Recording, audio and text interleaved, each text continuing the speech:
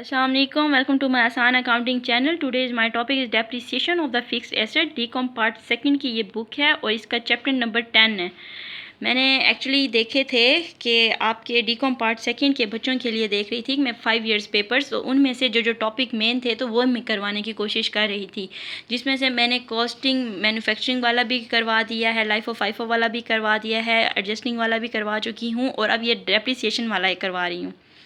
और हाँ, non trading concern भी था मेरी पहली वीडियोस में, आपको वो लिंक्स मिल जाएंगे. अच्छा जी, अब ये टॉपिक है depreciation of the fixed asset, यानी कि डेप्रिसिएशन वाला. डेप्रिसिएशन होता क्या है? Decreasing of the value of the asset with the passage of time is called the depreciation expense. Depreciation expense की हमेशा एंट्री की जाती है. Depreciation expense debit, accumulative depreciation credit. How to calculate the depreciation expense? तो इसके हैं 3 method जिसके through हम लोग डेप्रिसिएशन जो है वो करते हैं कैलकुलेट.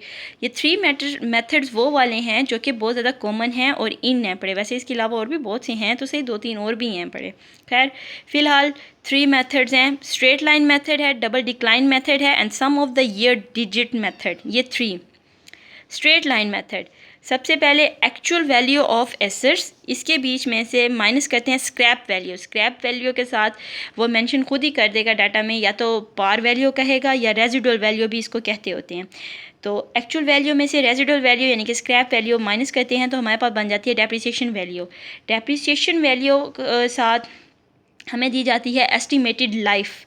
एस्टिमेटेड लाइफ को डिवाइड कर दें एक्चुअल डेप्रिसिएशन और 1/5, यानी कि ये हमने एक्चुअल डेप्रिसिएशन जो है वो फाइंड करनी होती है ख़ुद से. तो उसका जो फार्मूला होता है वो ये होता है कि 1 डिवाइडेड बाय जितने एस्टिमेटेड लाइफ दी जाती है वो multiply by 100.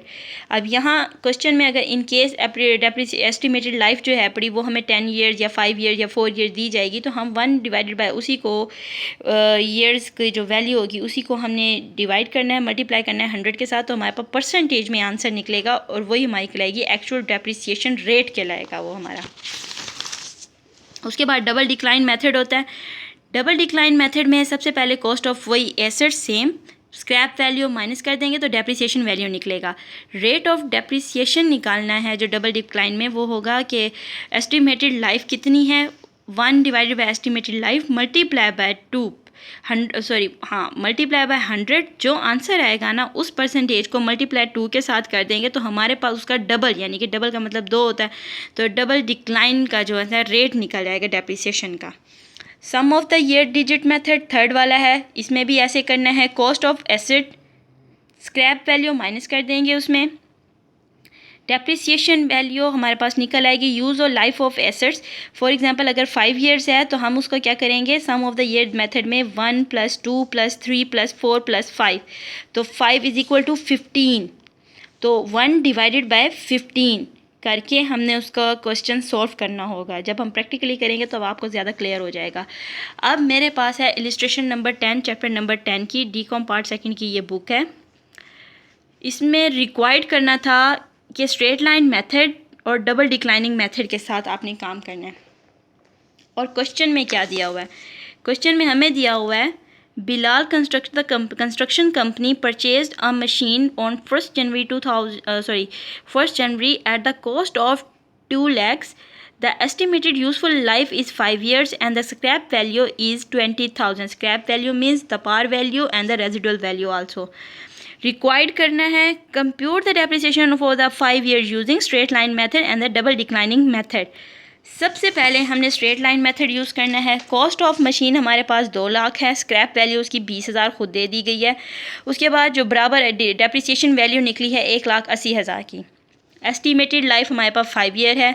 Straight line method है तो हमारा simple formula 1 divided by 5 multiply by 100 = 20%.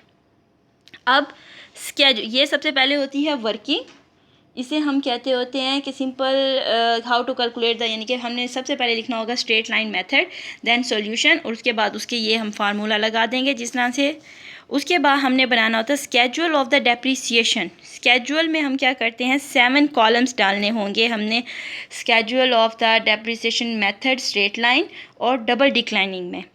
7 columns. पहला कॉलम ईयर का, दूसरा कॉलम कॉस्ट ऑफ एसेट, तीसरा कॉलम डेप्रिसिएशन वैल्यू, चौथा कॉलम आएगा रेट का, पांचवा एनुअल डेप्रिसिएशन होगा, छठा होगा अकोमोलेटिव डेप्रिसिएशन और लास्ट में सेवंथ होगा बुक वैल्यू। अब इसको कैलकुलेट कैसे करते हैं? सिंपल 1 से लेके 5 तक हमने ईयर लिख दिए, 1 2 3 4 5। कॉस्ट ऑफ एसेट्स क्योंकि सेम थी, वो थी एक्चुअल में हमारे पास 2 लाख, मैंने उठा के सब में वही लिख देनी है। डेप्रिसिएशन वैल्यू, क्योंकि ये है स्ट्रेट लाइन मेथड, तो पहले हमने डेप्रिसिएशन वैल्यू निकालनी थी 1,80,000 की, तो ये इसमें ये भी सेम ही सब में आएगी पड़ी। रेट 20% निकला था, तो डेप्रिसिएशन रेट भी हमारा 20% सब के साथ अप्लाई कर दिया जाएगा सेम। जो चीज़ चेंज होगी इनमें से वो होगी सिर्फ अकोमोलेटिव डेप्रिसिएशन और बुक वैल्यू। एनुअल डेप्रिसिएशन यानी कि हमने 1,80,000 का 20% लिया तो 36,000, तो 36,000 ही 5 ईयर तक हमारा मुसलसल चलता रहेगा, क्योंकि ये स्ट्रेट लाइन मेथड है तो इसलिए इसका डेप्रिसिएशन रेट भी चेंज नहीं होगा। अब अकोमोलेटिव डेप्रिसिएशन, सबसे पहले फर्स्ट वाला तो सेम एज इट इज़ लिखेंगे 36,000 अकोमोलेटिव डेप्रिसिएशन। बुक वैल्यू में हम डालेंगे 2 lakh minus 36,000 is equal to 1,64,000। Second वाले में 36,000 में अकोमोलेटिव डेप्रिसिएशन में हम हमेशा पिछले वाले डेप्रिसिएशन को प्लस करेंगे नेक्स्ट वाले डेप्रिसिएशन के साथ। 36,000 जमा 36,000 इज इक्वल टू 72,000। और बुक वैल्यू में हम क्या करेंगे, 1,64,000 जो वैल्यू आई थी उसमें फिर 36,000 लेस करेंगे तो 1,28,000। इसी तरह 72,000 में 36,000 ऐड करेंगे तो 1,08,000 आ जाएगा। और 1,28,000 में से 36,000 लेस करेंगे तो 92,000 आ जाएगा। 1,08,000 plus 36,000 is equal to 144,000। 92,000 minus 36,000 is equal to 56,000। इसी तरह 144,000 minus 36,000 is equal to 1,80,000 and 56,000 minus 36,000 is equal to 20,000. Book value must be equal to the scrap value जो सी उन्होंने already दी गई थी, ये इसके बराबर होगी। and the cumulative depreciation value should be equal to the depreciation value this। ये हमने अमोर्टाइजेशन जो से उनका स्केड्यूल होता है उसी से हमने जाहिर करना होता है। और अगर हमारे ये दोनों वैल्यूज़ उस पहले वाली उन वैल्यूज़ के इक्वल हुई तो इसमें हमारा स्केड्यूल ठीक है, अदरवाइज़ हम कहीं ना कहीं गड़बड़ कर रहे हैं। ठीक हो गया। Next double declining method. Cost of asset 2 lakh की, स्क्रैप वैल्यू थी 20,000, माइनस करके डेप्रिसिएशन वैल्यू निकली 1,80,000 की। Rate of depreciation 1 divided by 5 multiply by 100 तो बनता है 20%। 20% multiply by 2 is equal to 40%। Schedule में वही 7 कॉलम्स बनाने हैं। Cost of assets, book value, rate of the depreciation, annual depreciation, accumulative depreciation and the book value. इसमें हाँ double declining में 2 बार बुक वैल्यू लिखेंगे और इस बुक वैल्यू को एनुअल डेप्रिसिएशन जब चार्ज करेंगे उसके बाद की अमाउंट डालेंगे। फिर अब क्लियर, यहाँ से पहले year complete as it is. Cost of asset same to same, इसमें कोई चेंजिंग नहीं है, 2 लाख वैसे का वैसे। रेट भी सेम टू सेम, कोई चेंजेस नहीं है, वैसे का वैसे। बुक वैल्यू वाला कॉलम अभी आप ना लिखिएगा, इसको छोड़िए। हाँ पहले वाला तो एज इट इज़ लिख दीजिएगा 2 लाख का। उसके बाद एनुअल डेप्रिसिएशन में हमारे पास आएगा 2 lakh multiply by 40% is equal to 80,000।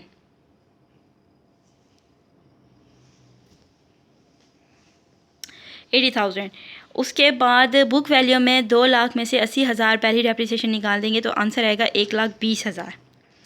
अब 1,20,000 ही हमने वही बुक वैल्यू वाला ही उठा के यहाँ लिख देना है बुक वैल्यू में, और फिर 1,20,000 को 40% लेंगे तो हमारे पास बनेगा 48,000। 48,000 प्लस 80,000 इज इक्वल टू 1,28,000। अब यहाँ पे क्योंकि अकोमोलेटिव डेप्रिसिएशन है तो इसमें ये अपनी पिछली डेप्रिसिएशन में प्लस न्यू वाली डेप्रिसिएशन को ऐड करते जाएंगे तो हमारे पास अकोमोलेटिव डेप्रिसिएशन बनती जाएगी।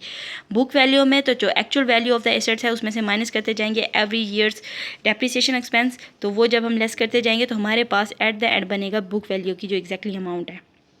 इसी तरह 1,20,000 माइनस 48,000 इक्वल टू 72,000। अब 72,000 को हमने 40% लिया तो 28,800 आया। 28,800 को 1,28,000 में हमने ऐड किया तो हमारे पास 1,56,800 आया, और फिर 28,800 को हमने माइनस किया 72,000 में तो 43,200 आया। इसी तरह 43,200 का 40% लेंगे तो हमारे पास बनेगा 17,280, और 17,280 को हम ऐड कर देंगे 1,56,800 में तो हमारे पास आ जाएगा 1,74,080। और यहाँ पे क्योंकि बुक वैल्यू है तो 43,200 में से माइनस कर देंगे 17,180, हाँ जी 17,280 को, तो हमारे पास आ जाएगा 25,920। 25,920 का 40% लेंगे तो 5,920 आएगा। 17,480 जमा 5,920 हमारे पास आंसर आएगा 1,80,000। और यहाँ पे 25,920 minus 5,920 is equal to answer आएगा 20,000। इट्स मीन हमारी कॉमुलेटिव डेप्रिसिएशन अमाउंट जो है अपनी वो बराबर है डेप्रिसिएशन वैल्यू के, और हमारी जो बुक वैल्यू का एंड निकला है 20,000 वो हमारा बराबर है स्क्रैप वैल्यू जो दिया गया था उसके। तो ये चीज़ हमारा इसमें हमारा जो schedule of the depreciation double declining है वो हमारा क्लियर है, यानी कि एक्यूरेट है। ये इस बात का प्रूव है।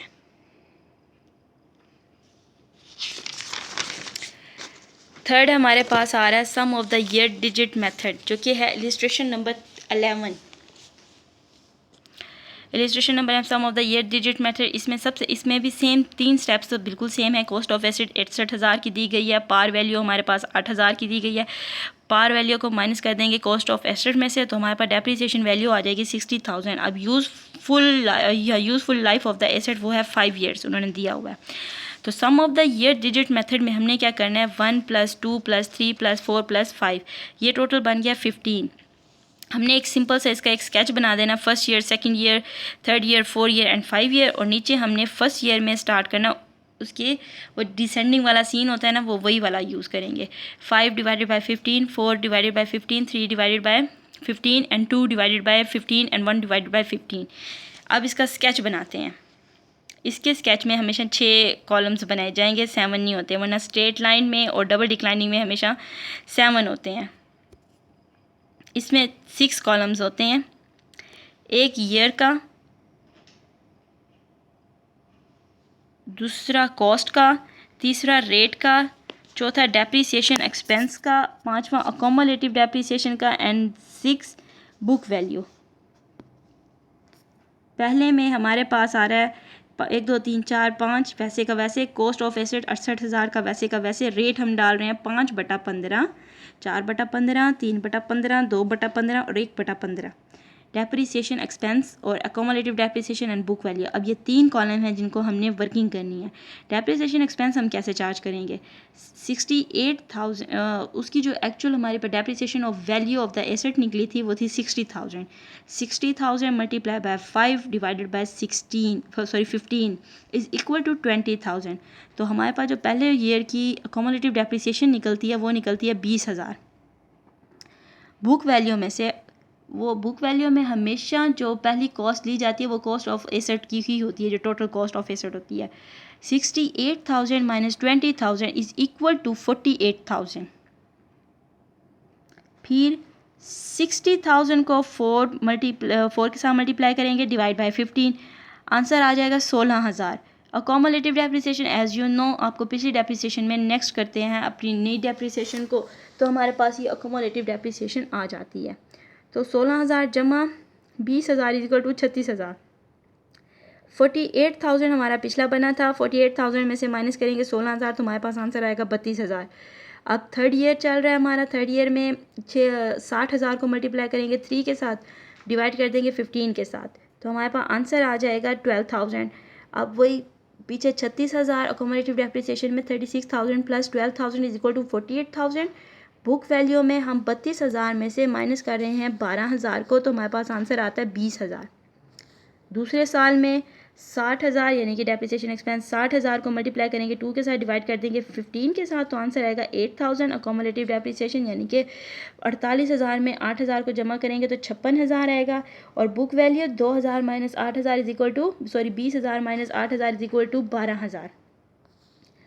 अब 1 डिवाइडेड बाय 5 यानी कि आखिरी साल रह गया, 4,000 वैल्यू आएगी। अकोमोलेटिव डेप्रिसिएशन 56,000 जमा 4,000 60,000, बुक वैल्यू 12,000 में से 4,000 गया तो 8,000।